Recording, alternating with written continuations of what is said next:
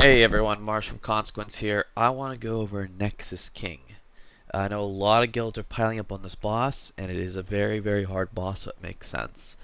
Um, Gear will make this fight a lot easier over time, but right now it is brutal, and there's a few things you kind of need to do to overcome them. Even with better gear, on average the player skill will get worse, so it'd still be really hard, so good tips all around.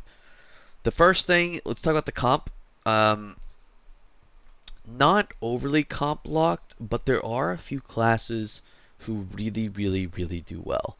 Arcane mage is extremely good because they can really never die in any of the phases, and they do so much funnel damage on the platforms that's going to make that a lot more consistent.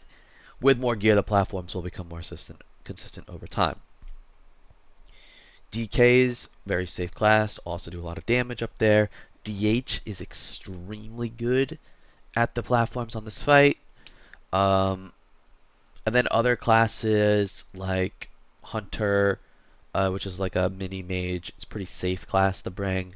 Um, and then, but yeah, the trap class of the DPS, I will admit, is Evoker. Evoker is extremely squishy. It will get farmed in P1 because of its personal usage, and um, it can do a lot of work in the later parts of the fight with the burn, but DPS is borderline irrelevant. So it's almost better to bring tankier classes than squishier classes. I will say the absolute most deaths on this fight, if you're looking at a guild of all equal skilled players, would be your priests, healers, evokers, all getting absolutely farmed.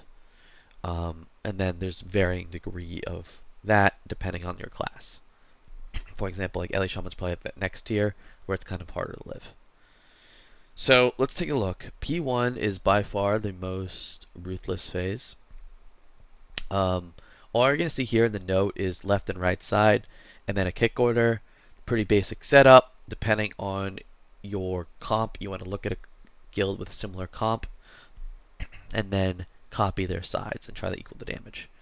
Here, P1, very, very, very simple, but it's very easy to die. If you see Conquer first, you go in. The weaker will tell you, we're waiting for it here, and we're going in, and I'll show the other combo later. Once you're in, you just dodge. These things are targeted on you. These dragons are targeted on you in a set pattern. There's no reason to go over when they're targeting you when, but you just really need to dodge, and they can come to the boss. They can sideswipe you, like this one's coming far. So like calling this out might be useful. The second one's soloed here by the monk, and the tanks alternate that. Oh, so the tanks alternate the circles. Um, so if you want like a more accurate thing on what to do with the tank guide, you can probably check out Tactics this video. And then we get these blaze lines. These blaze lines are massive death creators. So your death creators are going to be lines killing you with damage, and then here. So the way this works is you spread out, and it's going to grip you in. So you can see you're getting gripped about halfway, and it's going to do a ton of damage to you.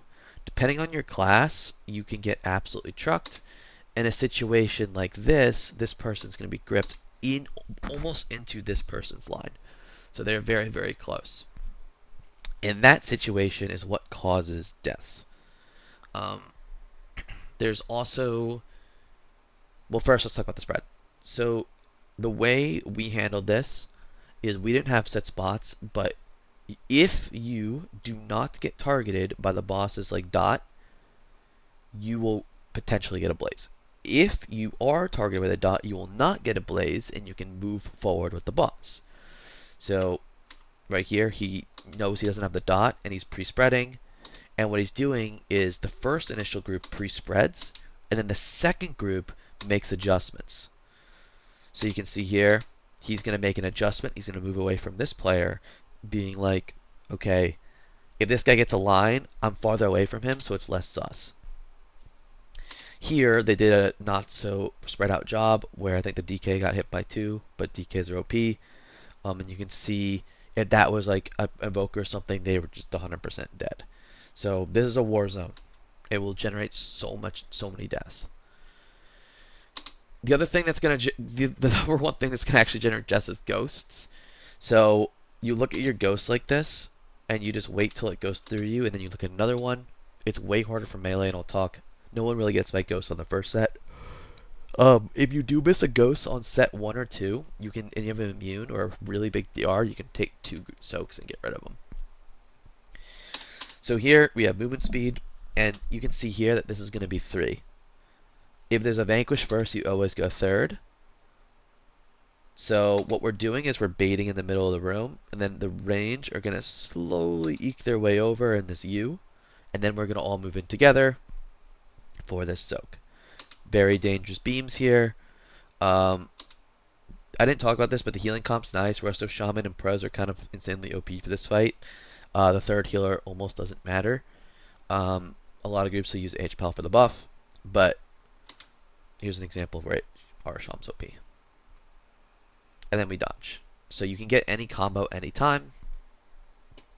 Again, Blazes, the initial pre-spread happens, and then you want to do another respread after the first respread. And then we're going to have Ghosts again. Tip here, you can see the boss casting it. You locate. There's the other one. See how it's coming out here?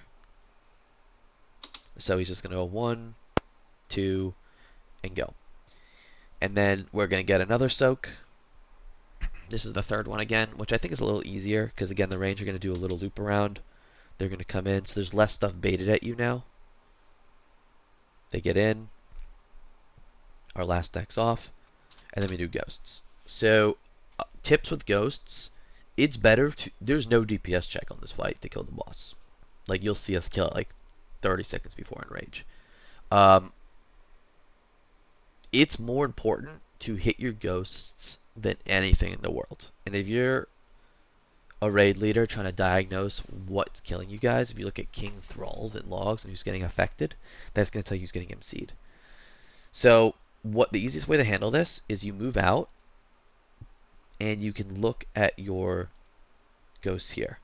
So you can see that melee, even some of the melee players are stepping out because it's so unbelievably brutal to miss your ghost that they feel easier to step out of the raid and do it as a range player than a melee. There are a few weird things that can happen here. One, if you're in melee, the ghosts can spawn like across the boss and it's totally like not an ideal situation. And you do have to spin your camera a lot as melee trying to find where they are. For range, you can have weird situations where like one spawns here and then like one spawns like under you here. So you need to like step back and look at it. Those situations suck. They're pretty rare, but you will have deaths to that where they like spawn under you. So he gets a pretty forgiving set. And we're going to move in the stage here. Once your healers, evokers, and probably priests stop dying in P1, you can make tons of prog on this fight. Yes, the MCs will catch anyone out, but those blaze lines just destroy those classes. It's a very, very hard fight to heal. This is 3 healed, but I think in the future it's going to be 4 healed because of how hard it is in P1. The general thing with this phase is to keep it simple. You make a read. We play on star, so wherever we see an opening like this, we just scatter the opening. It's going to be on star or left of star. So this is left of star. And they're always going to move the boss out like this, and he's always going to point the beams in, and then you make a read. So it's going to go in, and then out or in, and then opposite, and the next time you get this.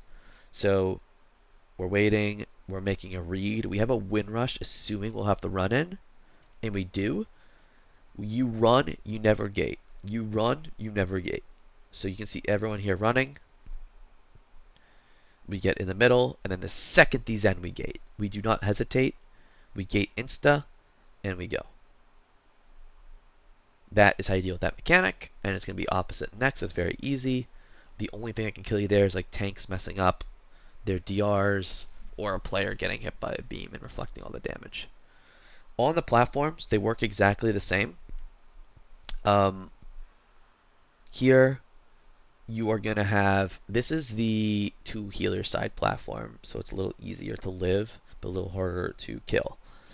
On the one healer side platform, you have to be really, really aggressive with your defensive usage because it's really hard to one heal.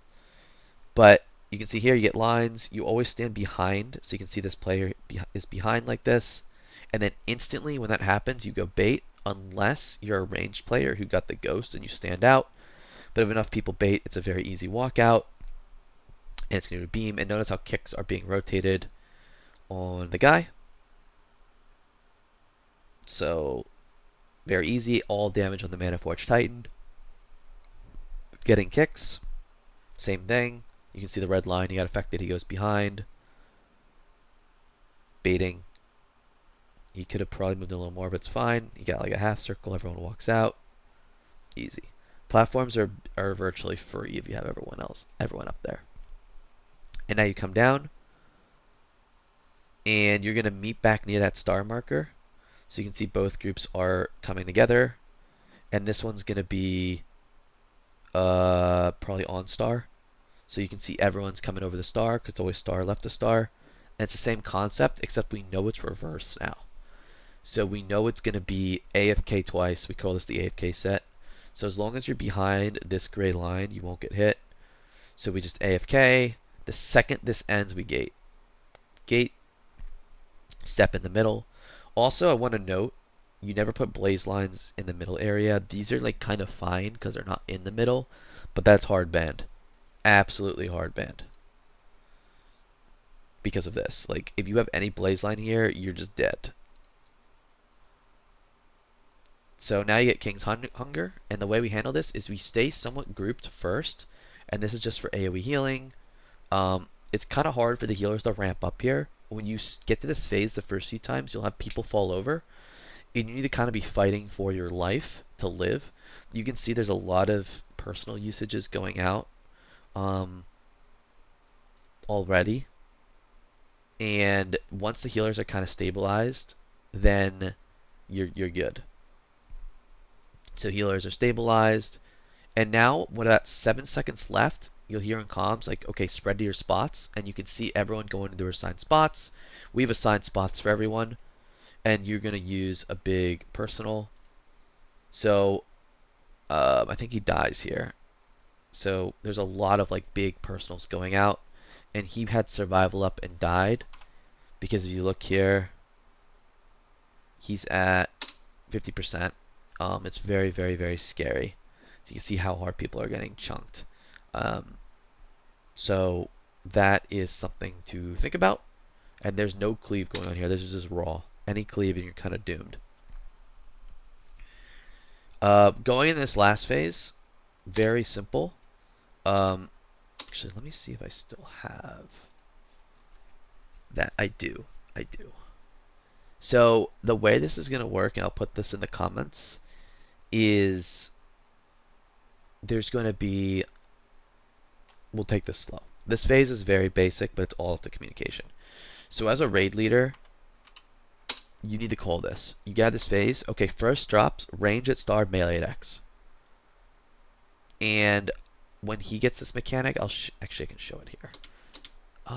Yes, you see how these guys are spread out here?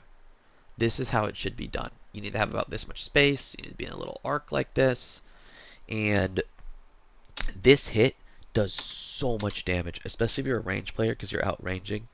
And if you don't use like a personal there, especially on the later sets, you're just doomed. So once these happen, you're going to get what I call the fast rings. So there's a fast ring and then two slow rings. So the general rule of thumb is go when you feel comfortable. But optimally, it's best to go at certain times. So let's take a look at this one. This is the fast set. So we have, and you'll hear me counting when I'm doing the fight. So you'll see 1, 2, 3. So 3 is a pretty safe time to go over. If not, you're not comfortable. 4, you can go over, also extremely safe. If you don't go over 3 or 4, it gets really weird because you're pushed really far out. So here, depending on like how well you drop them, it's going to be 3 and 4. And then you're going to have to cross one more time. This one's whenever you're comfortable. It should be pretty obvious. General rule of thumb, when you go, you commit. Do not hesitate. So the way we handled this was a little unique, but it was very effective. Once we implemented it, we killed the boss extremely quickly. And the way we did it is we didn't rely on the weak aura, we just used it as an initial guidance. So this weak aura is going to just tell you, he'll get it later in the fight, to go left or right. The tank is always going to get center. The way we handled it is line spawn, you read the weak aura, someone just yells, I'm going right, or I'm going left, and then the other person just commits no matter what, doesn't even look at the weak aura. Even if the person's wrong, they go to the other one. The weak aura is just a sense of guidance to give you some kind of direction where you like don't have everyone favoring a side. But I can make an easy argument to just be like every single time, just YOLO call it. If you follow the weak aura, people will read it incorrectly. And here you can see them walking with the stars, very important because you don't want to miss. And then again, you're going to get them.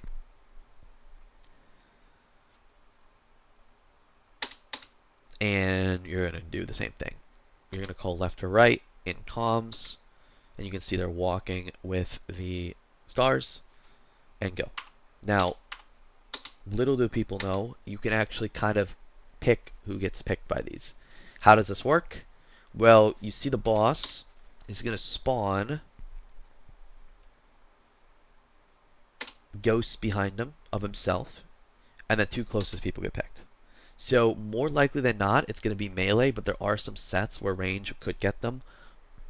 So that's just an FYI. If you want to get the mechanic, you can kind of like force it on yourself. So next set here, range on star, melee on orange. So they're going to go on their marks, just like last time. They leave early. Very critical you leave early. The earlier you leave, the quicker you are to adjust. This is a private aura, so you kind of just go and then adjust. Get gripped in, and this is a slow set. So about 5 and then 7 you'll go. So 1, 2, 3, 4, get ready. 5, go in the middle. 6, go in the open space, and then 7 you cross. So 5 to 7 is where you're doing all the crosses. Alright? And then again, this is one of the sets that range can get it. So I think I'm his partner and I call wrong. So right here, we get it. And since I'm the other person, I just say I'm going right. Like I just didn't even look at the weak aura or just read it wrong. And he's like, oh, okay. He said right, I'm going left. Easy fix. Doesn't matter. These get switched. Same thing. And now the melee are like trying to get it a little here. See how they're like behind. So the melee get it. They call right, they call left, they go. They reverse them. And then last set here is range on skull, melee on triangle. Wow, he doesn't get one this whole fight. That's crazy. So you can see them going out, and they're going to make that fan location. They run out early so they can find their spots. The range people need the personal. You can see them personally out there. We res the healer. And this is another slow set. So this is 5, then 6, then 7. So 1, 2, 3, 4, get ready. You can go in the middle if you want. 5, you can cross the open space. 6, you can go to the open space. 7. So between that 5 and 7 is where you really want to cross. And that's just kind of what you need to communicate to your raid is this is a fast set, this is a slow set. Between 3 and 4 and then 5 and 7 is the easiest times to do it. It's up to you to figure out what is best for your class. I never said cross now, or I tried not to. Maybe I did subconsciously.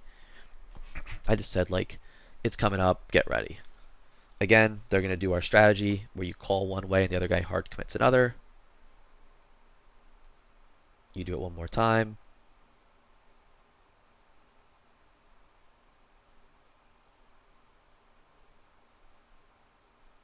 And here I want to point out a shit situation that almost wiped us. There's a meme clip that was made of me just yelling. So you can see here that these two people went to the same one. And then again, one person called out. The other person said, I will go. And as the raid lead, I see this cast at 2 seconds. And this line like this, I know it's going to be a wipe. He does a good job at swinging it last second. and be good. That's why communication is critical. You fall a weak aura there, you die 100%. You need to use your comms. And that's it. We are 20 seconds away from the enrage starting, so really like 30 seconds away. Which is why I say like DPS doesn't matter. Just run out early, do the mechanics, be really good with your defenses. That's how you do this fight. That's everything I have for Nexus King. Hopefully you took something away and this was helpful. Once Dimensius is down, whenever, that boss is insane. I'll have a guide up for that. And I will see you in the next one. Peace.